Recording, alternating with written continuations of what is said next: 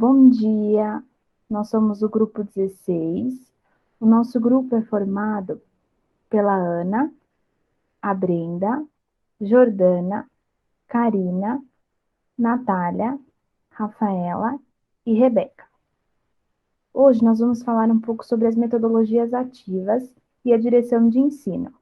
Vou começar explicando para vocês um pouco sobre as metodologias ativas. A metodologia ativa é uma forma de aprendizagem onde o aluno é protagonista do seu aprendizado e o professor é o mediador desse aprendizado. Hoje em dia, na maioria das escolas, se vê a metodologia ativa como a principal forma de ensino e não mais aquele ensino tradicional, onde o professor passa o conhecimento e o aluno tem que absorver. No decorrer do trabalho, a gente vai falar um pouco mais sobre as metodologias ativas e sobre a direção de ensino. E segundo Freire, é preciso e até urgente que a escola vá se tornando um espaço acolhedor e multiplicador de certos gostos democráticos, como o de ouvir o outro, não por puro favor, mas por dever, o de respeitá-los, da tolerância, do acatamento às decisões tomadas pela maioria, e que não falte, contudo, o direito de quem diverge de exprimir sua contrariedade, o gosto da pergunta, da crítica, do debate, o gosto do respeito à coisa pública, que entre nós vem sendo tratada como coisa privada. Eu vou falar sobre um pouquinho sobre a direção e sua função. O diretor ele tem um papel essencial na escola. É ele quem distribui as funções e supervisioniza para que tudo saia conforme o planejado. Só que ele não consegue estar fazendo esse trabalho sozinho. Ele precisa da ajuda de todos, desde pessoas da limpeza, como os professores, os parentes de alunos e principalmente os alunos. O diretor ele precisa ter uma visão mais democrática e afetiva. Quando eu falo afetiva, é porque o aluno ele pode estar tendo algum problema na escola e não necessariamente na escola. Ele pode estar passando por algum problema em casa e está transferindo para dentro da sala de aula. Sendo assim, é onde entra o diretor para que ele possa conversar com alunos e, se for o caso, com a família, com o professor, para entender o que está acontecendo com esse aluno, por que ele está agindo dessa forma, para chegarem juntos a uma solução. Por isso que o diretor ele precisa desse olhar de afeto também. Então, não só com os alunos, mas também com os professores.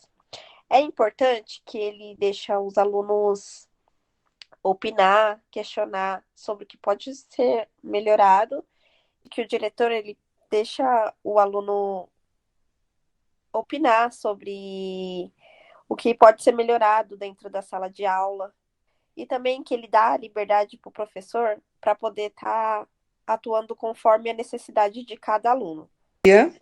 Eu vou complementar um pouco sobre o que a Karina falou sobre a direção e a função. Então, as principais funções do diretor é a parte financeira, né? Não só a parte financeira, mas também como conhecer, né, a parte da legislação e as normas da Secretaria de Educação, né? Identificar as necessidades, né, da instituição e buscar soluções junto à comunidade interna e tanto externa, e a Secretaria de Educação. Garantir também a integridade física da escola, tanto na manutenção, na limpeza, organização, equipamento, conduzir a elaboração do projeto político-pedagógico, acompanhar também o cotidiano dos alunos, que é super importante, né? Acompanhar, né, o avanço dos alunos, né, a aprendizagem de como está sendo fluida, manter também a comunicação, né, com os pais, que é super importante, né, e poder estar sempre disponível, né, para atender como necessidade, né.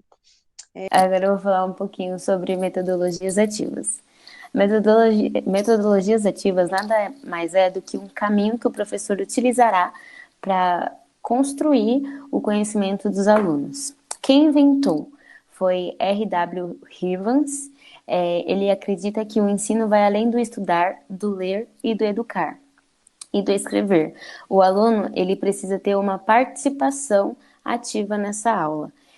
Foi criada na década de 1930 e temos alguns defensores, que é o John Dewey, que é um filósofo e pedagogista norte-americano, que defende a educação moderna, que nada mais é do que as novas tecnologias.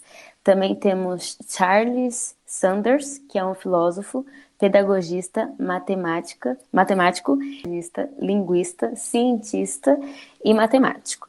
Também temos Vygotsky, que é um educador e psicólogo. Ele defende que e afirma que é essencial que aconteça uma intermediação do aluno com o conhecimento disponível no ambiente escolar. Qual é o objetivo da metodologia ativas? O ensino ele visa o desenvolvimento e a autonomia da participação dos alunos como forma integral. O que seria essa forma integral? Os alunos seriam motivados, interessados e engajados, e o aluno ele passa a ser o protagonista do ensino, e o professor ele assume o papel de um orientador. Quando o aluno tiver alguma dúvida, ele vai conduzir o aluno em qual caminho ele deve andar, em qual caminho que ele deve alcançar o que o professor tirou como tema para ensinar. Também possibilita que os alunos aprendam no seu próprio tempo, no seu próprio ritmo, com diferentes formas. Pode usar jograis, seminários, pesquisas, sala invertida, estudos de caso, e tudo isso é para o aluno ter um relacionamento interpessoal muito melhor. E eu também tirei uma frase do Paulo Freire, que diz: o respeito à autonomia e à dignidade de cada um é um imperativo ético e não um favor que podemos ou não conceder uns aos outros. Saber que eu devo respeitar a autonomia e a identidade do educando exige de mim uma prática em tudo e coerente a este saber.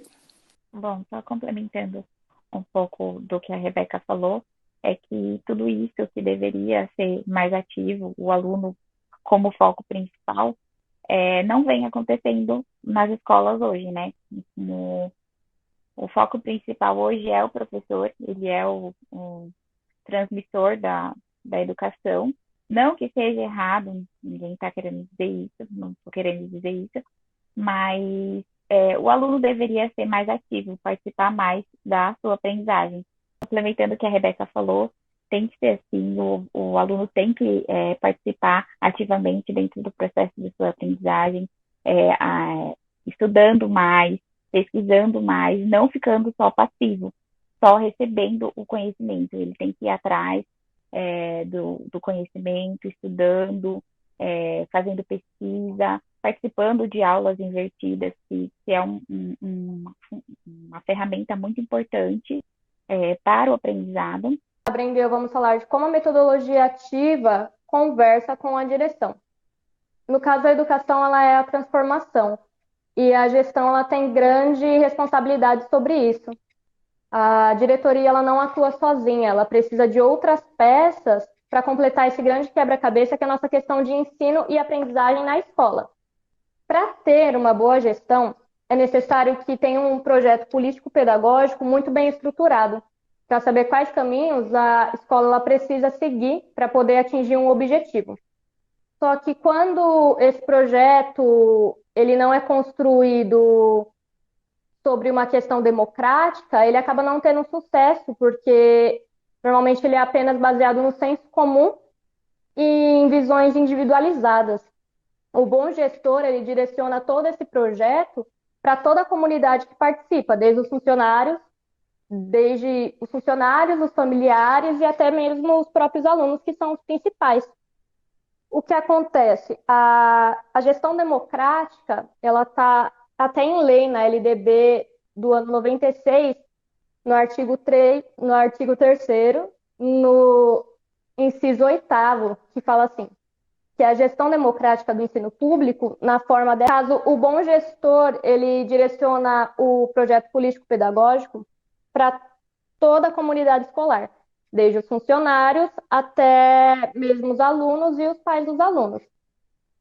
No caso, a questão da gestão democrática, ela está em lei na LDB do ano 96, no artigo 3º, que diz como um dos princípios que a gestão democrática, ela precisa ser do ensino público. Quando o gestor ele abre o espaço para as metodologias ativas, automaticamente ele já está direcionando o ensino para a gestão democrática, pois a democracia e a autonomia andam lado a lado. Quando nós damos autonomia para os alunos e para os professores trabalharem diretamente nas necessidades, com as realidades, caso a gestão democrática, ela consta em lei, no caso na LDB do ano 96, no artigo 3º, diz que um dos seus princípios é a gestão democrática. Só que o porquê que a gestão democrática normalmente não funciona? Tem anos que nós vivemos em um país autoritário, em um país onde a democracia não funciona. Então, os gestores das escolas acabam tendo isso como um espelho e acaba refletindo no nosso processo de ensino-aprendizagem. E quando o gestor, para ilustrar, a gente trouxe um vídeo que aborda essa história. Eu vou colocar aqui para vocês agora. Quem trabalhava em agricultura, ele trabalhava o dia, quando chegava em casa de 5 horas, 5 e meia, tomava banho, jantava e ia para a escolinha, né? Com os cadernos escondidos dentro da camisa, sabe? Porque quando Paulo Freire chegou aqui, era uma revolução grande, que ele era comunista, não sabe?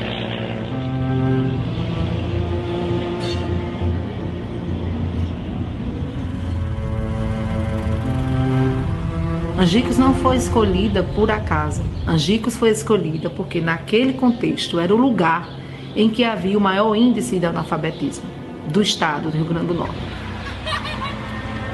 Começou assim, apareceu um jipe aí na rua, na cidade, né, anunciando essa escola que ia ter. Aí mamãe disse, você não vai não, se for quando seu pai chegar eu faço ele dar uma surra. Digo, eu me importo aí, me ajuntei mais minha irmã, digo, vamos embora.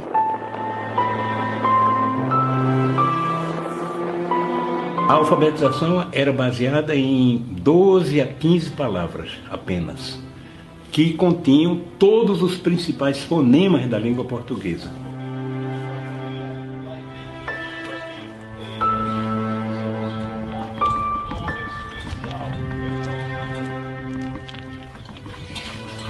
E no debate sobre a palavra trabalho, o que é que vem? Vem as condições de trabalho. Aí evoca discussão sobre trabalho, condições de trabalho, remuneração de trabalho, entende? Garantias, direitos, deveres. Na época, analfabeto não votava. Então você imagine o que era, você passa a ter mais ou menos 6 milhões de novos eleitores em um ano.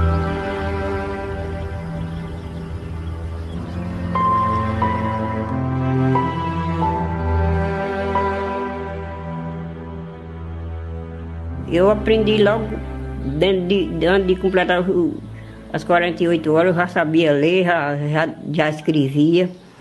E aí, foi o tempo que chegou essa notícia que o homem tinha sido asilado, que o homem tinha sido preso. Aí pronto, aí acabou essa escola. Muita gente com medo de esconder o caderno, esconder o livro, escondeu tudo. Eu não escondi nada, queimou, eu não queimei nada, eu deixei escondida. Então, que quando terminou as aulas, a gente não tem nada guardado porque deu fim a tudo, que era se pegasse, a polícia pegasse, tinha pego, sabe?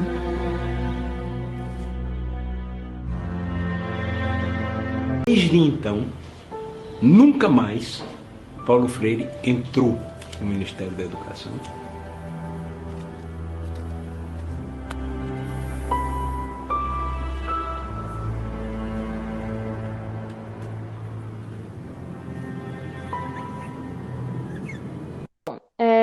Como nesse vídeo mostrou, a educação ela não serve apenas para formar um estudante para um vestibular.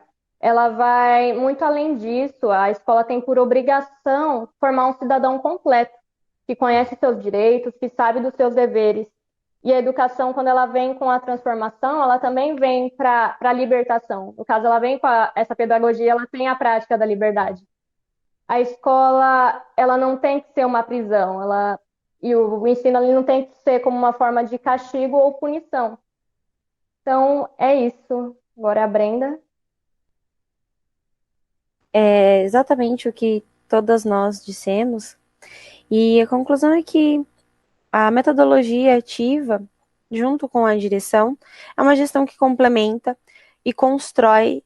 Não há, né, como dizer que os alunos terão autonomia, que os alunos terão voz, sem dar a mesma, né, para os professores. Então, faz com que a construção de toda essa relação, a construção de todo esse aprendizado e educação, que ela aconteça de uma forma muito fluida, muito natural e orgânica, tá?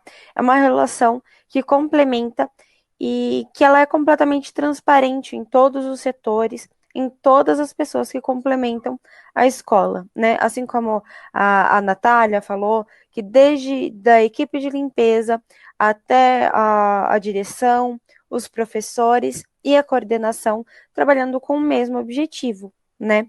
Que aí sendo a construção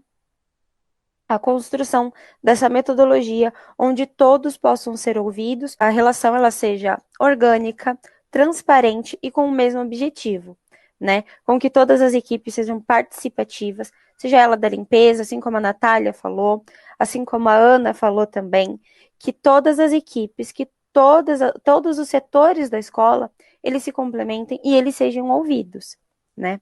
É essa a função, é essa a possibilidade que a educação, que a metodologia ativa, ela pode oferecer, né? Ela faz com que a ação do diretor, quando conversada com a metodologia, ela beneficia não apenas o seu trabalho, mas todo o corpo docente. E por aqui nós podemos finalizar o nosso trabalho e todas nós saímos daqui não da mesma forma que entramos, mas com a mente um pouco mais liberta, assim como Paulo Freire fez com todos os professores que deixam, né, ser atingido por essa educação tão transformadora.